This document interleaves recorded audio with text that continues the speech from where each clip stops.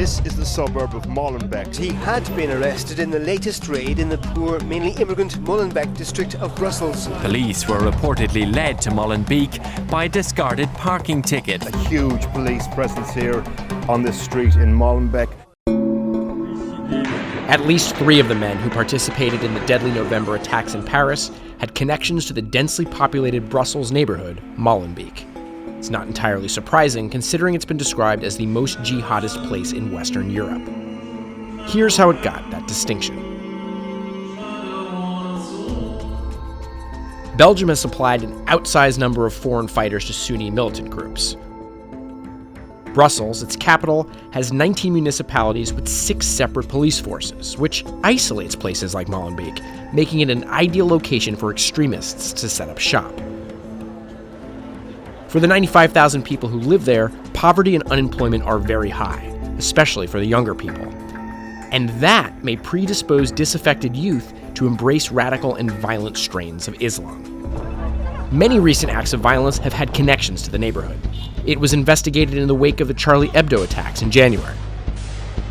The man who tried to attack a Paris-bound train in August stayed there prior to the attempted shooting. And the man who killed 4 people at a Jewish museum in May also had links to Molenbeek. But radical Islam may not be the only factor at play. Vocativ's analysts confirm that at least one of the attackers also embraced something more familiar to Westerners: gang culture.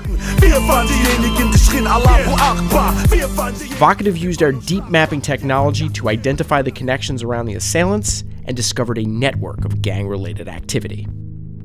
Gun crime in Molenbeek is high, and 2 of the attackers were allegedly involved in the drug trade there. Bilal Hadfi, the suicide bomber who blew himself up outside of France's national soccer stadium, went by the name of Billy Do Hood on Facebook. On social media, Hadfi and his friends used special hashtags. They shared images of drug use and pictures of scantily clad women, and logo suggestions, apparently in support of the criminal Versailles gang. Versailles got its name from a government project neighborhood, which is close to Molenbeek.